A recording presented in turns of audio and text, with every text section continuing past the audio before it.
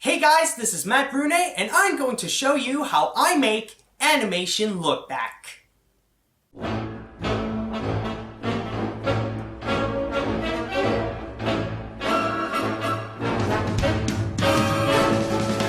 Now, before we start this video, I just want to say that throughout this video you'll see me wear several different t-shirts, and my hair will constantly grow and shrink. I just want to say, don't be surprised about it, because this whole thing was recorded in different times. So yeah, just a little continuity thing that you'll see as we go on. Now, in this video, I'm going to show you every single aspect that goes into making animation look back. Not only am I going to show you the technology that I use for animation look back, or what to prepare myself before doing one part of animation look back, but also I'm going to show you all the writing, all the research, all the recording, and all the editing is pretty much all gonna be told here. And since right now I am making animation look back Pixar, I decided that the example that I will give you guys throughout this video will be The Incredibles. Mostly because I actually feel more prepared for this. You'll understand why as we go along. So the first and most essential thing that goes into making animation look back is pretty much research. Now, since this is a documentary style series where I pretty much talk about all the facts of that goes into making an animated film, it's not just looking at a Wikipedia page and just copy-pasting whatever it says. No. It's much more different. It's, I have to go through several websites, I have to read books, and I have to watch a lot of videos that's pretty much like the making of this animated film. For the videos, it really helps when I have like the DVD or the Blu-ray of the animated film, because sometimes it would have bonus features and they would say a lot of unique things that is good for animation look back. Now, what I look for when doing research is pretty much all the unique aspects into the production. Now, everybody knows like what it takes to make an animated film. Now, like all animated films pretty much do the same thing, but the journey that they have to go through is pretty much unique. What I'm looking for is pretty much all those unique things that they do in order to make that film. Like, for example, Brad Bird was the first director at Pixar, like, not to be a part of the group since the very beginning, you know?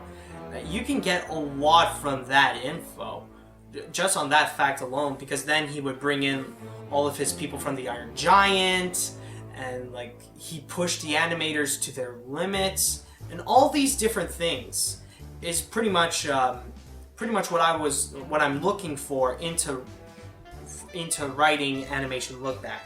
The software that I use to write animation look back is nothing big. All I use is Microsoft Word. Mostly because 95% of the time, it's just me as the narrator. It's nothing big, really. I mean, I know about cell text. That's the softwares that professionals use to write TV series and movies and stuff like that. But personally, I would rather use cell text when it comes to writing like things that involve many different sets, many different characters, many different takes, and all that stuff. What I'm doing is pretty much just me, myself, and I, just recording in front of a microphone, and that's pretty much it. I don't need all those complicated things. I just need myself. So that's why I mostly use Microsoft Word. When it comes to the writing itself, I do it in a more chronological order. It starts out with the development, where the people would get the idea into making the film and what was the film originally going to be. And then comes the writing, which small aspects of it was taken out, or what did they do during the writing, or like what was different about it, like what goes into it. Then comes the recording, what unique things that the actors did while recording their lines, or who was originally going to be in it. Then comes the animation, what did they do to prepare themselves in order to animate the film, or what challenges that they had to go through. Like, for example, again, in The Incredibles, apparently I learned that there are a lot of different challenges, from the clothing, the hair, using humans, using water elements, and all those different things were a big challenge to them. And it's interesting to know what did they do to do that challenge and sometimes actually succeed. Then there are cases when I would go into the music of it.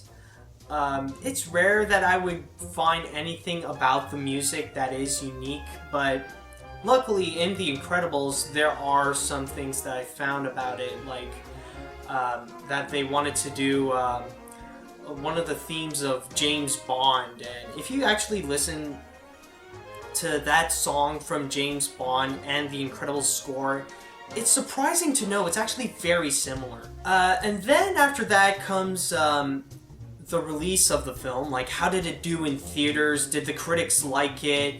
Did it get a lot of money domestically and worldwide? And finally, is pretty much what happened after. Like, pretty much, where did the franchise go from there? That is pretty much it. Like, I'll use a different film for example. Like, Monsters Inc. After the film was released, there were like several different Disney rides that were released, and then at the end of 2012, they released the movie in theaters again, but in 3D. That's pretty much the order that I write into it. When it comes to the writing itself, the most important aspect of it is that I don't just spew out facts. I do it in a way as in I would say it like I was in front of you. Like, I don't want to write it in a way that it's the narrator that's reading it in front of you. I do it as if I was doing it in front of you. And sometimes I would incorporate things about myself into the script. Like, sometimes when I see like a weird fact, I would normally react in a weird way, and sometimes I would do a little riff on it, like say a little joke. And that's where mostly the humor comes from. It's more my reactions to the facts itself. When it's something that feels a little like, not a little off, but like a strange fact to me, sometimes I would go and make a little riff on it. And yeah, and that's pretty much where the jokes come from. When it comes to the time to write one movie in Animation Lookback, it really depends on the film itself. When it's something that's really obscure and nobody really knows about it, like let's say Disney's The Black Cauldron or DreamWorks' Sinbad, it takes probably an hour or two to write it. Mostly because when you go on the internet and search about that movie, people will not care about it, and they'll just put in little facts about it, and most of them are not even that useful. So it really is quick to write those kinds of films. But when it comes to something that's like extremely popular, or it's actually notorious and legendary, like DreamWorks' Shrek or The Incredibles, it takes around 3 to 4 or even 5 hours, because with those films, everybody loves them, and sometimes they really want to know every little detail that goes into it. So they'll put in so much facts on it that the research would take a very long time.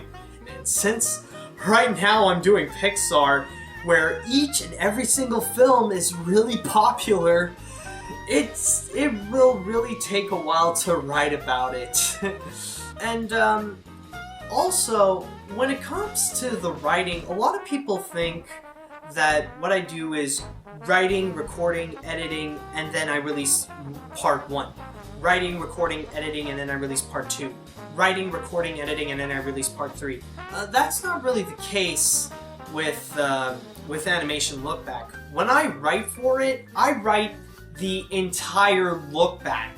And then I would go record the entire Lookback, and then finally I would edit it in parts. So that'll be pretty much it. I'm pretty much done writing The Incredibles, so I'll meet you guys down at the recording.